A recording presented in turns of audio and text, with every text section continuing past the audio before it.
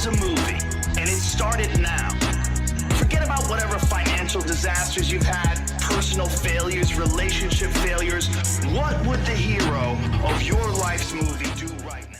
Hello and welcome to Dad's Dating After Divorce, where we talk about the wild and interesting and, well, can be fun world of dating after divorce. My name is Jude Sandoval. I am the founder of The Divorced Advocate and my co-host, Dallas Bluth, the founder of Black Box Dating. How you doing, Dallas? Doing awesome, Jude. How you doing? I am doing fantastic. It's been a really good week. Beautiful weather. I spent the weekend in the mountains, so I came back refreshed and ready for this week. And I'll just tell you, it makes a huge difference taking that time alone. It was with a couple other guys, had some guy time. We just went to the mountains. It was beautiful. So I am doing good. A lot of guys really undervalue the recharging ability of hanging out with other men without women around. Totally unprompted here. That's one of my actual rules when I'm dating is for every date I go on with a woman, I try to go on a date with a man. And when I say date, I'm using that term loosely. Obviously, it's not right. Romantic, but I find that just like you said over this weekend, being alone with guys really can recharge your battery in a way that even good dates just don't recharge your battery. Yeah, and I've thought about that often recently. When you shared that with me, every time I go on a date or have an experience with a woman or spend time with a woman, I try to balance that with a man too. That's not our topic for today, guys, but I think it is an important point, and maybe we'll talk a little bit about that sometime in the future of how to balance your relationship with guy time, right? Because it's important, like you just mentioned. But what we are going to talk about today is if you guys haven't figured it out yet, Dallas and I could just sit and we don't do this because we don't see each other like more than once or twice a week, but we could literally just sit and talk about this stuff all day long. So what we are going to talk about today is green flags. And, instead of just focusing, you hear us kind of say sometimes, I know both of us don't really like that term red flags so much, but it's one that's just because it's overused, at least in my is how I feel. But instead of talking about red flags, we're going to talk about green flags, just positive signs that a woman can be a healthy, supportive partner after divorce. And so oftentimes I feel like when I'm talking to guys, Dallas, that when I ask them, hey, what are you looking for in your relationship now? What is it? What are your plans? How do you want it? They can always talk about what they don't want, right? But rarely can they say, these are the green flags I like: emotional maturity or compatibility or relationship, like whatever it might be. So my first question to you is why focus on green flags? And is that important for dads specifically after divorce? Well, I think the basic idea is red flags are shut doors. When we see something with a woman that is not going to work well and we label it as a red flag, we shut that door. That closes us off. Green flags are the opposite. Green flags are open doors. They're invitations. They're yes, go ahead, proceed forward. They're positive. They're open. They're accepting. They're appreciating. If we focus too much on the closed doors and the red flags, that doesn't create a very attractive state inside of us as a man. When we counterbalance it with the things that we are looking for, and we do appreciate them when we see them, that creates a state inside of us that's much more inviting, much more attractive, much more relaxed for the woman to experience. So when we focus on green flags, that makes us more attractive as men. Yes. And I like the saying, what you focus on, you will get more of, right? So 100%. With that kind of mindset, if you're focused on positive things, and this is really true within the context of a relationship. Also, if you're focused, oftentimes we focus on, I wish he or she would do that or this, that. But if you focus on the good stuff, that expands and can be even more beneficial. So that's kind of the mindset shift I try to use with myself is like, okay, what can I focus on that's really good? Start from there. And then if there are things, and that's not to say, and we're not saying, guys, today at all, ignore the red flags and just look at the green flags, because red flags are there for you to pay attention to and decide whether that's something that you can or can't deal with. And maybe they are deal breakers, and that's fine too. But the green flags are just really, like Dallas said, just great things to like build from, start from, have that mindset from, and move from there. And when you have that, it's almost the difference between a positive and negative mindset. I hate using that in a general terms, just positive, negative, because everything's just information, right? But if you're focusing on green, meaning, good things that you enjoy, like you said, stuff that aligns, et cetera, then that's good. And just to build on that slightly, when I have my weekly office hours with my coaching members, we obviously talk about red flags, problems. We also love to celebrate, somebody has an amazing date, somebody, had a wonderful experience, and those are all great. But even those wonderful experiences aren't exactly the same thing as a green flag. When we're celebrating somebody's win, it's a high, it's charged, there's good energy. That's all great, but it has a certain intensity to it.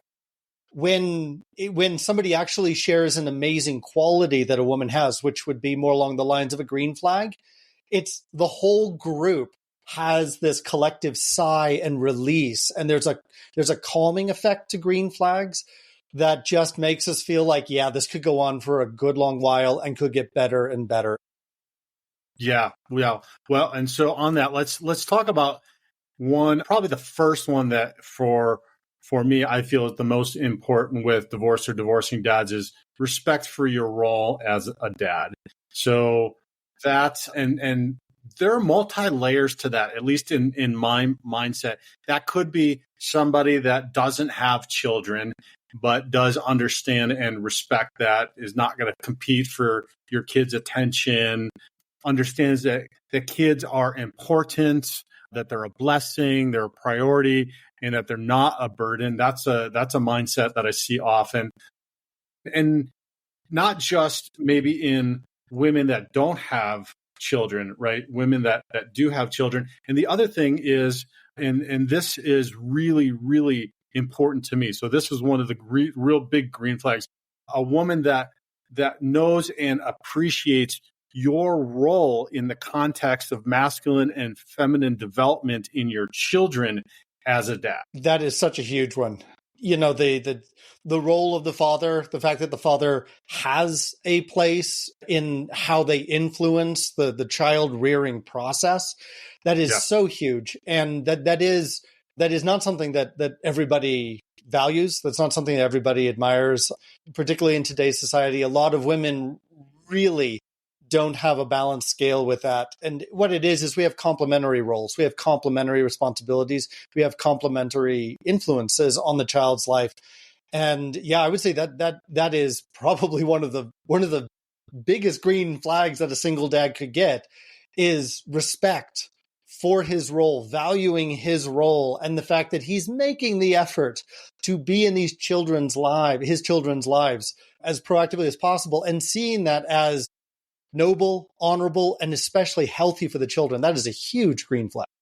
Yeah. So why I brought this one up, number one, because this is literally probably the one that I've seen that has been the most challenging for me in my post-divorce relationships, and finding somebody, because it's complicated, right? Because the way that dads parent and the way that women parent is very, very different. Yes. And in divorce, what I see quite often is a diminishment of a father's value in what he brings to raising his children. And I don't know, sometimes it's conscious. Oftentimes what I find is it's subconscious or unconscious. They just don't know and don't understand. So I've run into, when I'm wanting to parent a certain way, or we've are spending time with each other's children, that it's the way in which I parent has been diminished or devalued because they think that their way is the best way. And so let's talk just a little bit more about that, because we're probably going to spend more time on this than the other ones, but I think it's really, really important, because I'll have the conversations of, hey, I respect that, but there's a balance to this. Dads bring discipline, they bring guidance, they bring direction, they bring like some very different things, and mothers bring nurturing and caregiving and some of those other things, and there's got to be a balance between that. So if you're seeing that she just doesn't like the kids' discipline, or there's no discipline, that's not necessarily like, she might just not understand like the dynamics. So a green flag is if she just does. So I guess what I'm trying to get at here, Dallas, is I want to differentiate between it being a green flag, like she really understands that, and it being a red flag where she's completely discounting what you're doing, right? Maybe she doesn't know. Maybe you need to have that conversation. So to clarify, are you talking about, you're talking about the point of view of someone that you're dating? And Yes. Are you talking about someone that has children of her own, or has raised children in the past? Or is this someone that has never had children? Because I feel like we have to sort of, we're looking at two very different dynamics. Someone who's never had children is looking at it through a totally different, lens than somebody who currently has children or has raised them in the past. They're probably looking at it from a very different lens, but their mindset around it could be very, very much the same, whether they have children or not children. And that goes to my point as to whether they consciously feel that way or just kind of don't really know why or how they feel that way. Does that make sense? It does. Let me add to that another, like a second step green flag on that is, how open are they to the discussion? Yes. Because someone might be coming to it. They had a very absentee, let's say it's a mother with children that you're dating. She has a very absentee, ex, husband, or, maybe they never even got married. Then maybe the man didn't stick around, and she has her point of view that has been what's worked for her up until this point. I think one of the green flags is she open to updating and hopefully, improving or, informing her view of what parenting can look like, and hopefully appreciating, to a greater degree, the value that a dad can bring and the certain traits that he can bring, especially when you separate it from the mother. I think it's pretty clear that when you try to package all of the masculine and feminine traits in one parent, it doesn't really come off nearly as effectively. Where when you separate out some of those roles into two separate human beings, that has such a different impact on the children. Yeah, absolutely. So you didn't see my notes, but that leads to the next one, which is emotional maturity, right? So we're talking about emotional maturity. Can she talk about disagreements, or can she have a constructive conversation around that and see and understand what you just described, right? Because that is for a huge one for me, because I've been in that role where I've tried to be mommy and daddy, and it's just virtually impossible. It's not virtually possible. It's impossible. It's impossible for one person to encompass and effectively implement those roles for your children. And that's, look, I'm not saying that for any of us to feel guilty or feel shame around this, guys, but it's just the way that we're designed, right? So being able to have that conversation kind of from that context, right, is really important. And then, is she open to that? Is she open to understanding what that is if she doesn't, like you said, if she doesn't have kids or hasn't done that?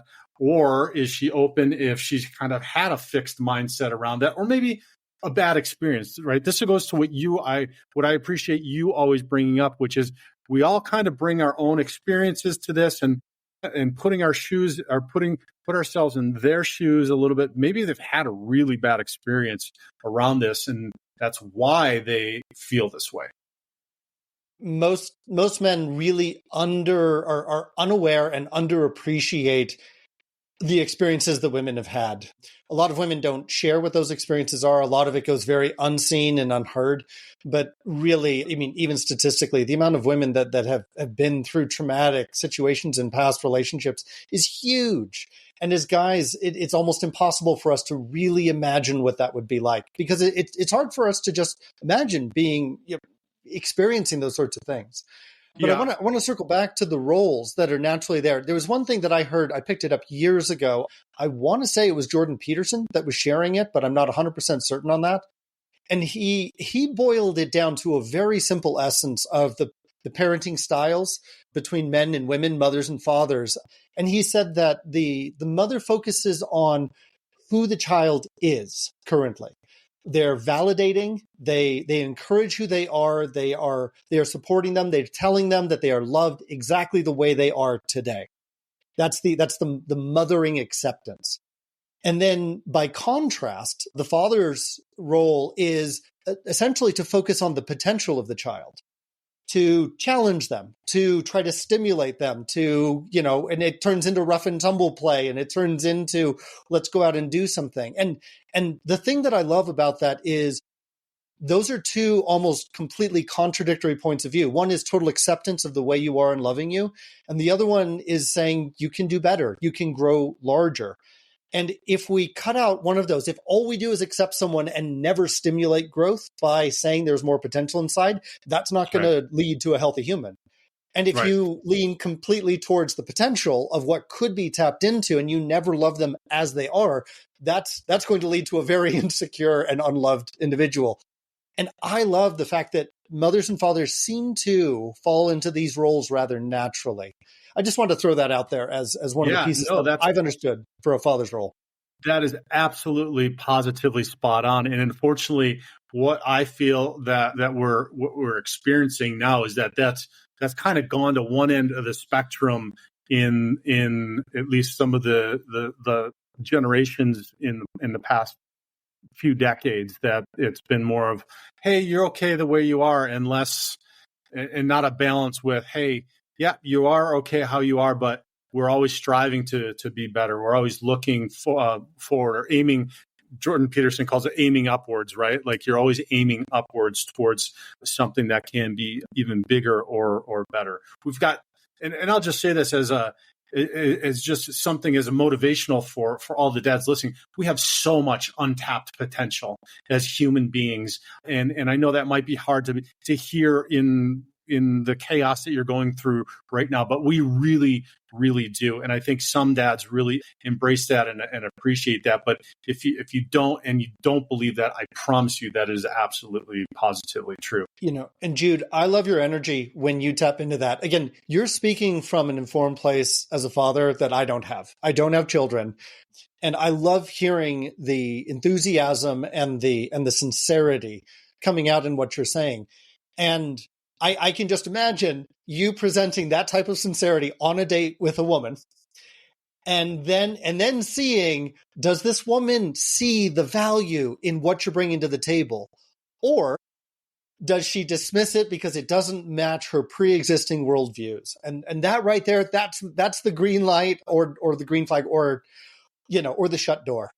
Well, I'm glad you said that, because my question to you was going to be, how do we spot somebody that has emotional maturity like that? And you used that example. I like that. And one of the things that I try to do is like ask a lot of questions and or put out maybe a belief that I have around that, like parenting and what dads do, and then see what their reaction is.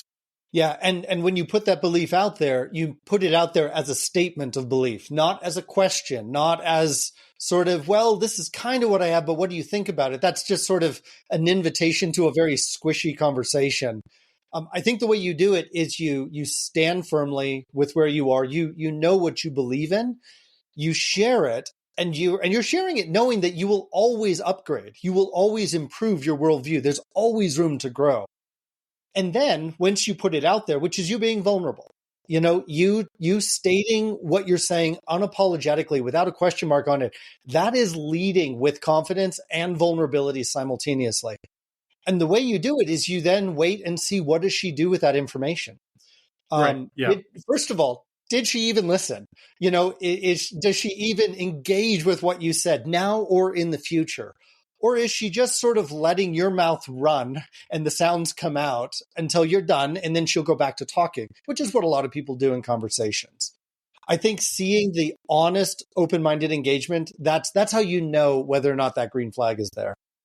So I'll tell you, one of the sexiest things for me is when I do that and we're in alignment, and then just a deep conversation results from that. That is just, it's such a turn on for me, and it really builds. It just really builds something in a relationship, a rapport, a deeper relation with that person when that happens. So I think that is a perfect one to think about in conversation. And and when the woman does that, when she listens, she respects what you're saying, and she engages with it, that then in turn opens us up and softens us up to hear more of her side, that we're not in her shoes. We have to receive it from her. And that exchange is the big green flag for sure. And I want to point something out that is important with this, that you always say, it takes us leading with that vulnerability. Yes. So you've got to know what your beliefs and your values are. So if you haven't done that work, this is just a waste of time, right? And it's not a waste of time. You could still be dating, but you're not gonna be able to really go deeper. Maybe you're just getting out there, and that's okay. Maybe you're still refining your beliefs and values, et cetera. And you're still getting out there, but you're not going to be able to test that emotional maturity. You're not going to be able to deepen that relationship by doing that. So you've got to know what those are before you do that. And then you've got to lead with that vulnerability. Like you always say, we need to lead. You got to be open and vulnerable. If you haven't done the healing then yet to do that, then you're probably not going to be able to do this yet either. So again, I'm just reiterating, we have work to do before we get to this point. Absolutely. And also, when you're making the statement, you can share it in a way where this is a working theory. This is how I feel about this today. This is my understanding of how to be a good father to my children. This is my understanding today, and it's still a work in progress. It's fine to present it that way too. That open-mindedness in a lot of ways really invites her into it. I've noticed a lot of women, I don't know if it's a criticism, but one of the struggles that they have is when they feel that a man is completely sort of sealed up and contained in his view of the world, and they don't feel like he's open at all. You can share what you believe and have it still be a belief as opposed to 100% certainty. And that is one of the most attractive ways, is to feel this is where your heart is, to feel this is where you've leaned in with your body, and you know that you're going to keep growing and upgrading that understanding. Yeah. And look, man, if any of us thinks that we know everything about everything going on here, you're just mistaken. I'm sorry. And I think probably our audience is a little more open to that after having gone through the challenges that they're going through with divorce, et cetera. I'm speaking specifically to the presentation of it, in making sure that there are some invitations in your sharing, this is the way that I've seen, really works well with my children, and leaving some doors open for her to walk through in the process. That's all. That's what I'm talking about, is just small details like that in the conversation. Sure. So my next one is another really important one. We're hitting my top ones off the bat, is consistency. Do her actions match her words? Does she follow through on what she says? And the reason being is that as a divorced dad, if she does this, that really creates a space of safety. It builds trust, which is going to help us to go to the next level with this person and potentially see them as maybe a long-term partner. So my question with you is, why does consistency hit differently when you've been through a messy divorce? I kind of just answered it, but a little bit. How does consistency weigh in? Yeah, post-divorce. Well, vulnerability, we might lead with it in the beginning, but that's like priming the pump. That's a temporary effort that we make in order to, it's sort of like, well, I'm going to pay for these dates. I'm going to buy dinner. Well, probably not for the next 10 years. The idea is you get into a place where there's more partnership involved. Same thing with the vulnerability. I'm going to pay first and lead with vulnerability, but it needs to be reciprocated, it needs to come back. I'm going to provide a certain amount of stability and security and safety. And this can't be a one-way street. This needs to be reciprocated, and you need to be able to let me also relax eventually as part of it. I would say that the consistency is what allows that two-way exchange to be built. And it's what allows us to eventually get into a partnership groove, a dynamic pair bonding that really causes both people to flourish. If the other person is inconsistent, we're kind of always making up for a lack on their end. We're kind of always like cleaning up after somebody's mess in a way. And if, as a single dad, you're an adult, you're taking care of people that are making messes because they're children. That makes sense. You're not looking for a third, a fourth, or a fifth, quote unquote, child that you have to clean up after because they're not consistent, because they don't do what they say. You want someone that shows up as an adult. I mean, in a lot of ways, the consistency is the contrast to the other important people in your life that are your children. It provides you the type of adult dynamic and relief from the responsibilities. You don't, I think the analogy is you shouldn't have to clean up after this partner the way that you have been with your children. And consistency is a huge part of you seeing that you don't have to. Yeah. And I think that guys that are or were codependent like myself find this one really hard, because then you're always doing and always trying, and you're not getting that feedback, but we keep trying. And so on that note, how do you approach talking about that? Because they're obviously not open to it, because they're not reflecting vulnerability with you. They're saying one thing but doing another thing, and you can't ignore this. But before you're using this as a red flag and saying, okay, well, this isn't going to work. How can you approach that with somebody and have that conversation? So I'm actually going to say the first thing about what I don't ever find has been effective is to actually talk about it in the form of a conversation as this big thing that needs to be addressed, that in an abstract sense. I find it's far more effective to be very specific and clear about something specific. So, for example, showing up on time for dates. Let's say it's something like that. And you can just make it clear to them, hey, this is really important to me because I have limited time. I can't just be free-spirited about this. Whatever the thing is, the more specific, concrete, and detailed we can be, the more we are actually helping the other person know exactly what to do. What we're doing is we're removing interpretation from the equation. When we have a large conversation about, well, I need you to be more consistent. Well, what the hell does that mean? I mean, consistency in what area of life? How does it show up? It's like I could see myself as consistent. She could see herself as consistent, but we're looking at totally different rooms in the house, to use a metaphor. When I tell her specifically the things that I need her to be consistent about, that removes a lot of room for miscommunication, a lot of room for misunderstanding. And then I see, what does she do with that information? And I actually give this advice to women all the time. Tell men exactly what will make you happy, and then see what they do with that information, because that'll tell you everything you need to know about whether or not your happiness matters to that man. Right.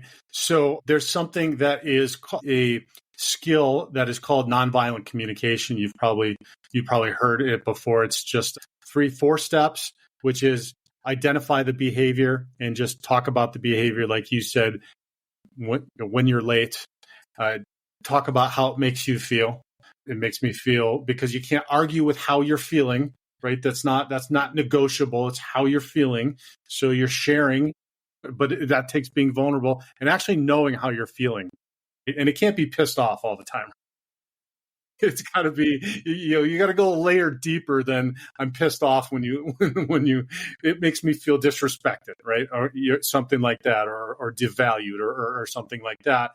And then state what it is that you would like to see, Yes. which is the third step. I would like for us to agree that we'll be on time for our dates, and then get buy-in from them, and agreement. And then, like you said, depending on how then they react to that next time or ongoing, is going to determine whether that they are consistent or not, and then help you. If they're consistent, yeah, this is a green flag. Great.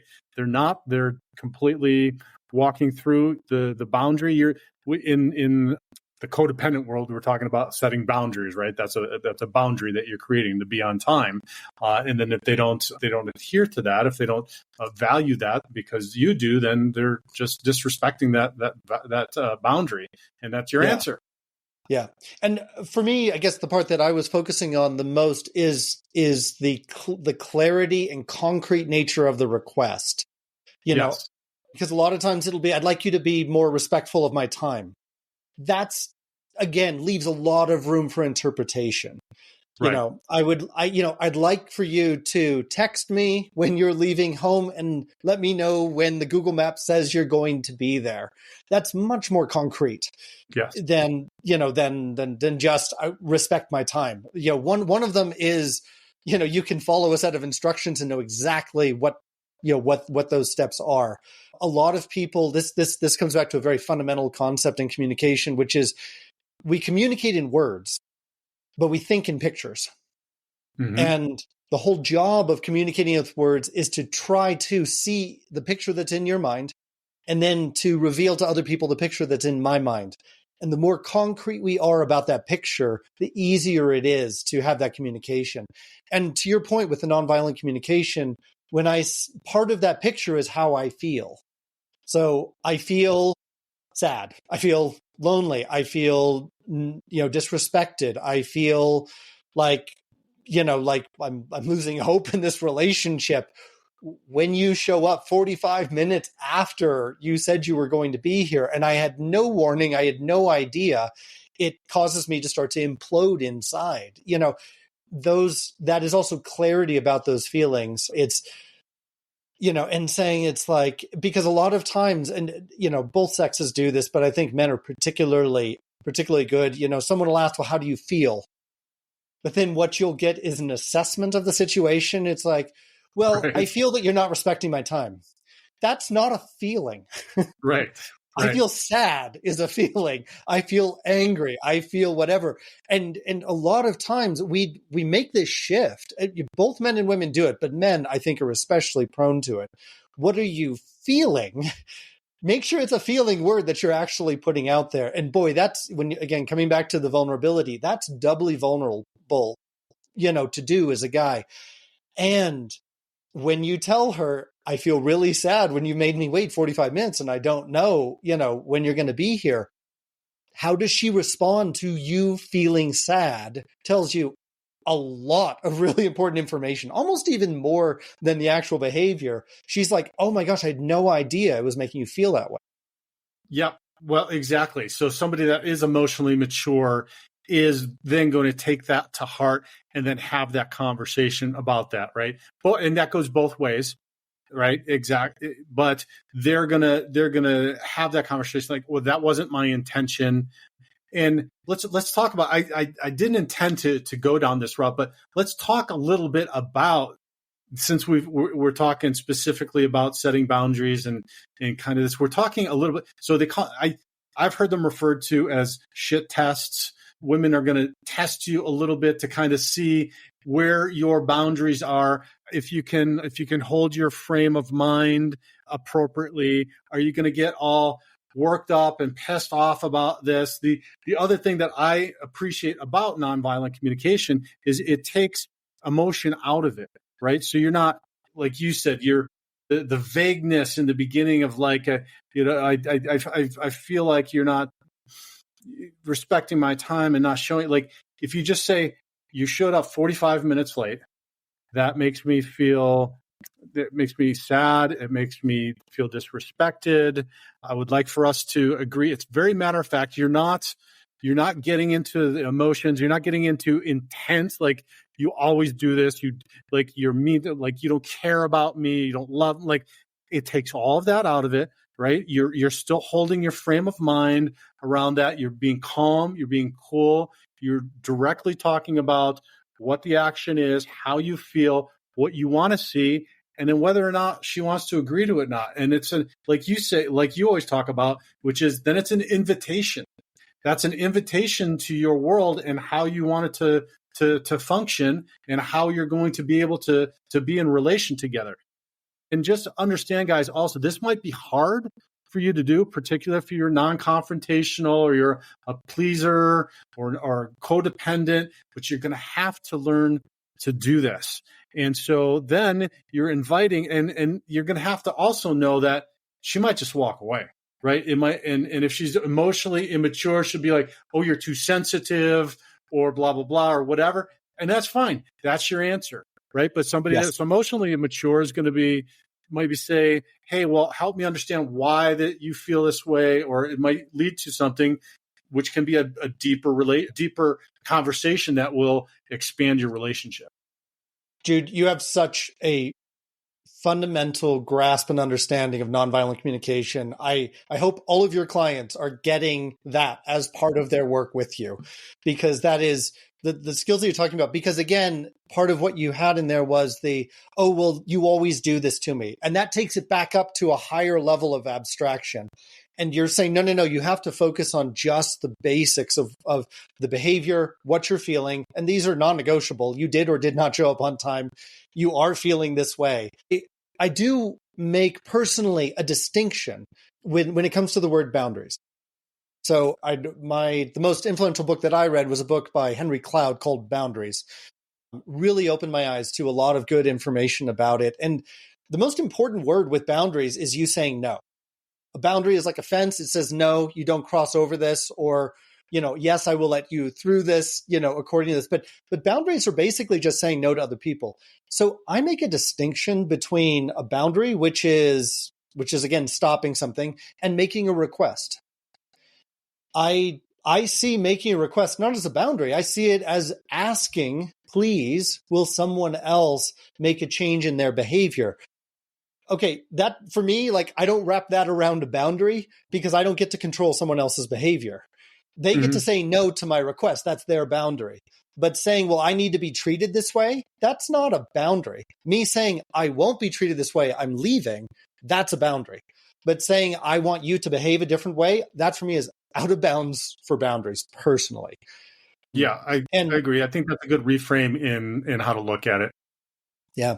And so I've actually found that it's very, very useful for the women, but especially for myself, to call out the fact that I'm making a request. So I will say, I'd like to make a request, and then follow that up with the new behavior that I'm requesting that the person does. But the fact that I'm saying I'm owning the fact that I'm making a request of them, it clears it up completely. I'm asking for a change in the behavior, because usually behavior changes are like, well, but if you loved me, you would behave this way. And it's sort of this passive aggressive throwing body weight around, push and pull. But if I say, can I make a request? I would love it if you put the lid on the toilet down, whenever, after you go to the bathroom or whatever the thing is.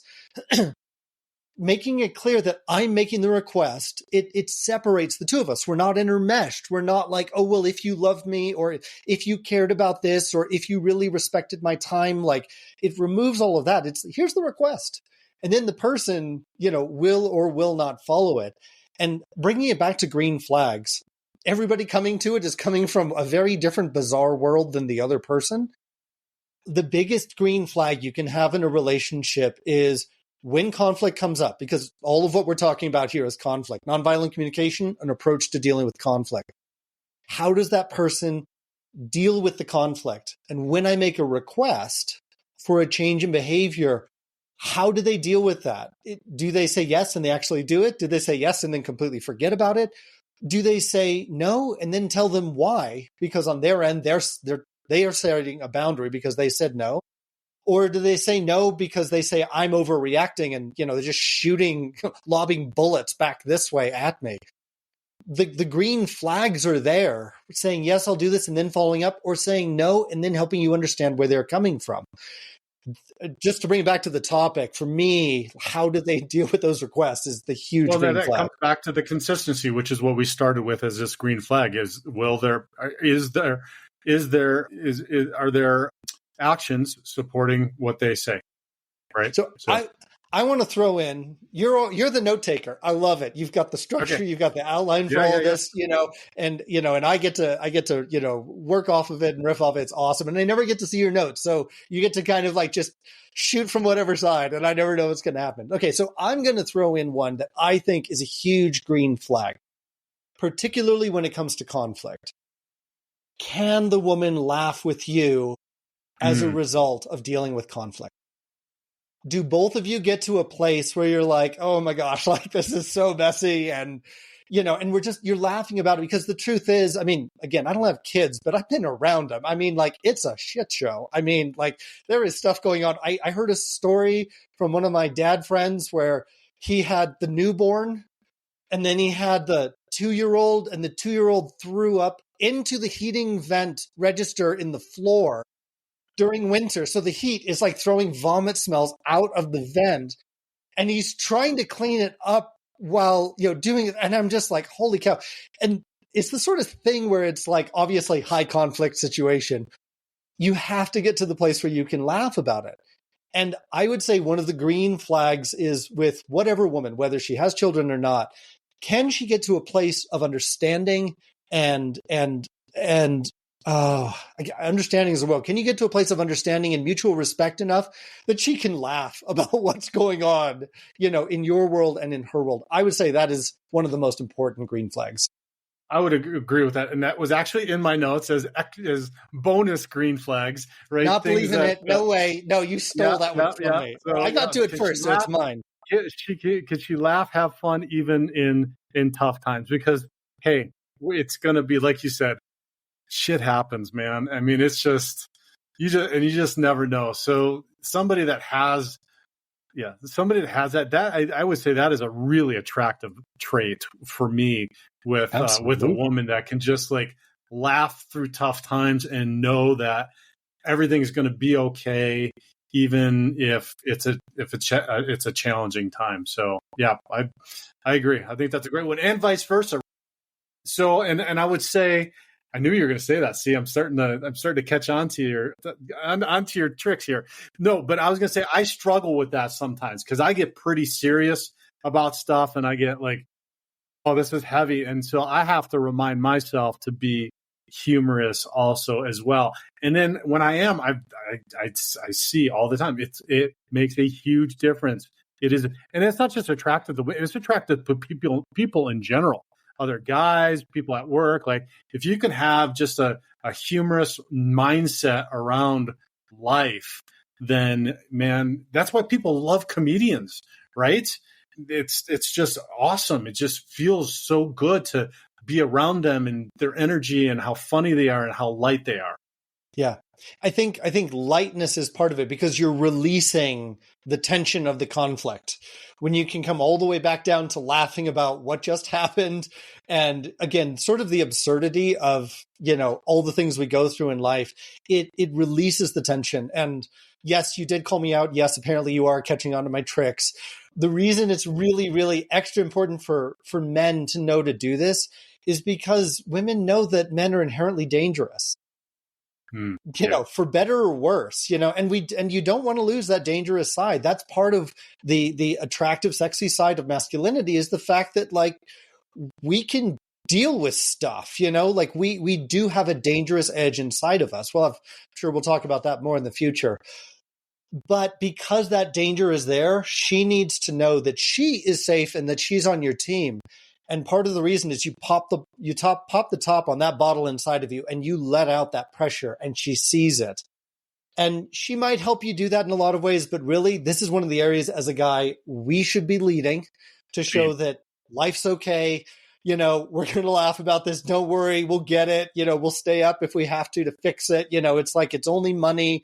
Let's write a check to like make it happen, and you being able to not get bent out of shape as a man. Oh, that gives so much freedom to women to feel lighthearted on their end.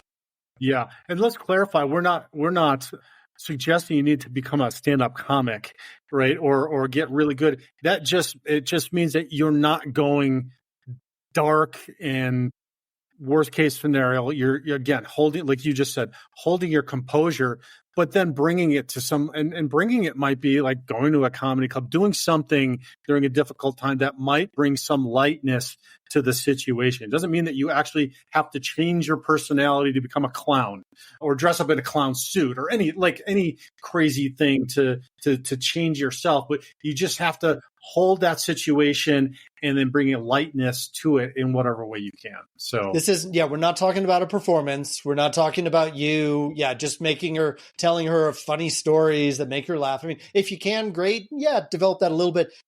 We're not talking about performing. We're talking about being real.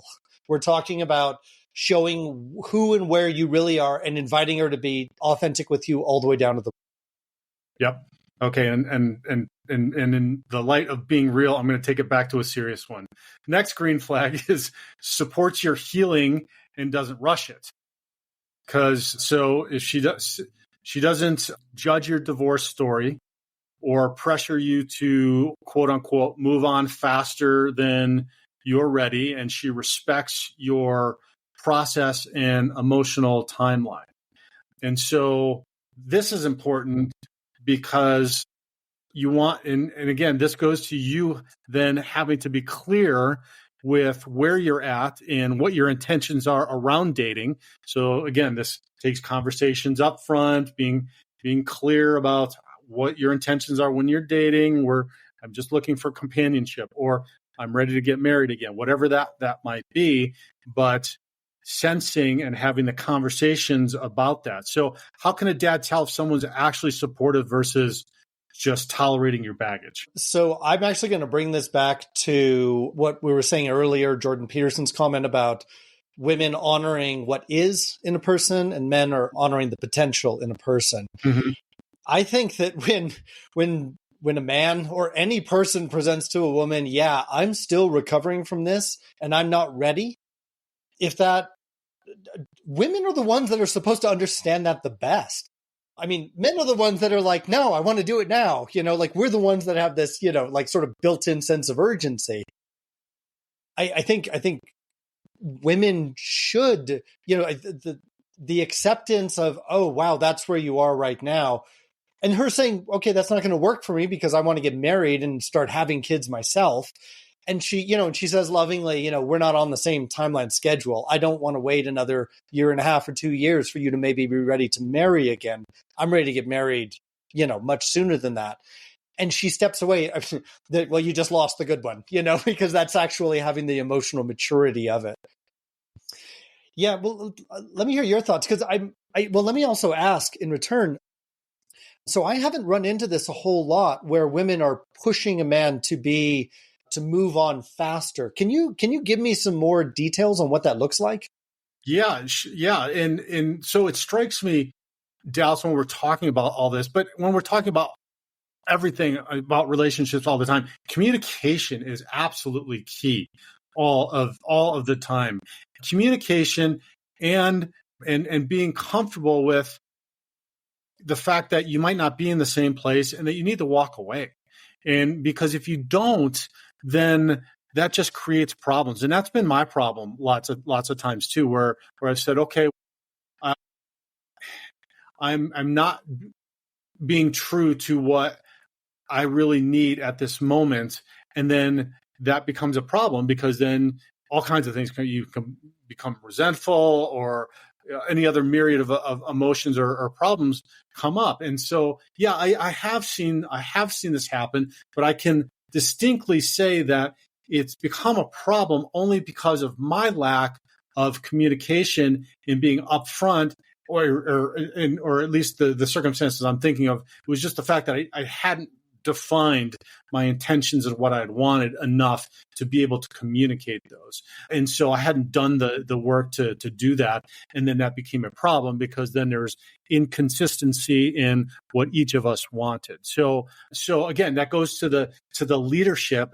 The other thing that strikes me is we keep talking about this leadership, and I think sometimes guys get a little bit tense around that of well, what does that mean? You think of like Patton leading the troops in, and you're like, it is not that. It is really everything that we've talked about, which is doing the work on yourself, knowing what it is that you want, being intentional, learning to communicate, refining things like your humor, bringing lightness to that stuff.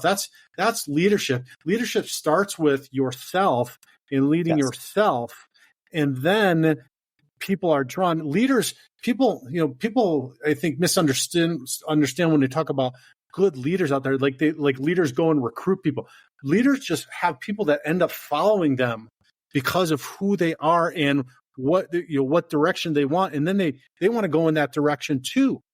And so it takes being a good leader in your relationship in order to mitigate some of this stuff or these communication challenges. 100%. I'm glad you got there, because for me, leadership is, I would say, 90% self-leadership. I have to learn to lead myself. And the more I lead myself, the more, like you said, other people naturally want to follow. It's because you've inspired them. Most people don't lead themselves very well. We're living in a world of reactionary behaviors. Leadership is being proactive as opposed to reactive in the world. And that is most of the work is how do you lead yourself? Self-leadership is the absolute root and majority substance of leadership. And along with that, you were talking about some of the relationships you've been in. I might get the wording slightly off, but how you were committed to them and leaning into them, but not fully honoring yourself. Do I have that right?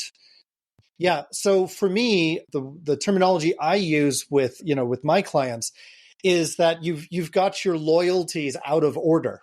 So you're loyal first externally before at the expense of, and secondarily, you're being loyal to yourself. You need to be loyal to yourself. And I know this is a big jump, but I want to come back to the topic that we hardly touched on, which was when women shit test us. Mm-hmm. When women are shit testing us, they're not testing how we are or how we feel or how we behave with regards to them. What they're really trying to test is what is our own independent self-leadership? What are we loyal to in ourselves, in our own leadership sense? Because what they want to know is that the way that we're behaving isn't dependent on them. Yes. The shit test is really, I want to wash off all of your sexual attraction to me, all of your emotional attachments. I want to see who you are, buddy, completely independent of me. That's why the shit tests seem kind of like arbitrary and disconnected from the interactions that are happening. It's because she wants to know, what kind of a guy are you all on your own?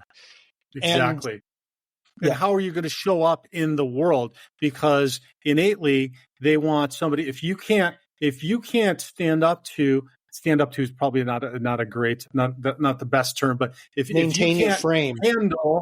can't handle her shit test, how are you going to handle the rest of the world when it comes at you and your family, right? So there's this just a biological thing inside of her, physiological thing, that she needs to be protected, cared for, etc., by you. And so if you can't handle what little difficulties she's bringing to you, you're not going to be able to handle the rest of the world, because the rest of the world is going to kick our asses. And so she wants to know that. So if you can reframe it like that and don't start getting all pissy about why is she doing this now, why is she doing that, and just, again, hold that frame of mind, just be confident, light about it. Again, humor with some of this stuff is like, and one of the funny ones that I always talk about is like the hold my purse thing, and then like I'll do something stupid like stand up like I'm a coat rack or something. I'll be like, am I your coat rack? And then I'll walk away. And so, it's just stupid stuff like that. And they're like, you're such an ass or something like that. And, but like, it's a shit test, and it's ridiculous. But if you're funny about it and you're stupid, like, they don't get, instead of being like, whoa, what, like, I always got to carry your shit and like da da da, like, what, don't do that. Just do something funny, walk away, and then be done with it. And then they know, and then you've passed the shit test, and it's over. Yeah. Well, and those shit tests, what it really is there's not necessarily a right or wrong way to respond. It's how do you react in a certain situation. She's throwing you into a situation. She's kind of stress testing you. One of the images I like to think about is if you think about sort of like, I don't know, hunter-gatherer days, or you're stranded on a desert island and you make like a hut, out of sticks and, lashed together with vines and everything, and you say to your woman, like, okay, cool, I made our little house. She's not going to just walk into it. Like, she's going to go over and she's going to push on it a little bit to see whether or not it's going to stand up, because she doesn't want to be inside your house when it comes crashing down. She doesn't want all of that material falling down on her head. She doesn't want it. Anybody, when we lash it all together, when we're building it, we're going to push on it and see what kind of stress test it can take. And here's the other thing, because a lot of guys think, okay, you get these shit tests up front. I passed them. I said it. Stop doing them. Well, okay, that was yesterday. We had a big windstorm last night. Well, let's go outside and check and see what the status of the hut is. Can we still push on this? Is this still going to stand up? And that's normal. Like, anybody wants to be sure that the thing is still stable. And I'm just going to throw this out there, and I'm going to bet this isn't on your list, is that is also a green flag for a woman. That she's been through the world enough to not just go, oh, I trust you no matter what. I know you can take care of it. It's like, no, she's been through the world enough to know that windstorms and rainstorms happen. And she's been through enough to see that not all men respond to them the same way. And she's like, I want to be with a guy that has enough good qualities that I can trust him when the shit hits the fan. And so I would say that a woman that actually throws out shit tests is actually a green flag. Okay. Was that on your list?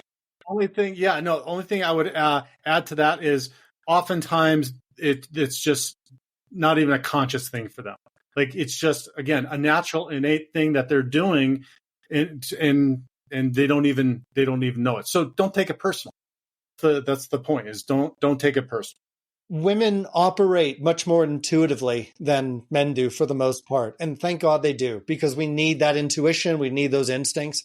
Men operate more consciously. And thank God we do, because we need that also in order to, send rockets in outer space and have this wonderful internet connection working between the two of us most of the time. That's exactly. Thank goodness, and appreciate the fact that she's going to be different about it. Don't accuse her and get upset at her for being fundamentally different. Yep. No. That's a good thing. It's a good thing if we can appreciate that. All right. Any last thoughts, Dallas? Last thoughts. Green flags need help. For us to walk into a situation and go, here are the red flags, here are the green flags, check, and I'm gonna, go, no go on this situation. I understand why we're doing that, but that's rather critical of the world. When you see that there is really potential with someone, when you feel there's a good emotional connection, when you feel that she really fundamentally is a good person, help her bring out the green flags. Again, being really concrete, using the nonviolent communication that you outlined for us earlier in this episode. And again, like you said, it really comes down to communication. Communicate and give her every opportunity to show the green flag and demonstrate it. Getting into philosophical, moral, right and wrong conversations is very rarely effective. Get much more basic and much more applicable, and make requests and see what she does, because that's really inviting the green flags to come out. What about you, Jude? What did we not cover on your list that you want to really get out there? No, I think we did I feel like we did a pretty adequate job here for sure.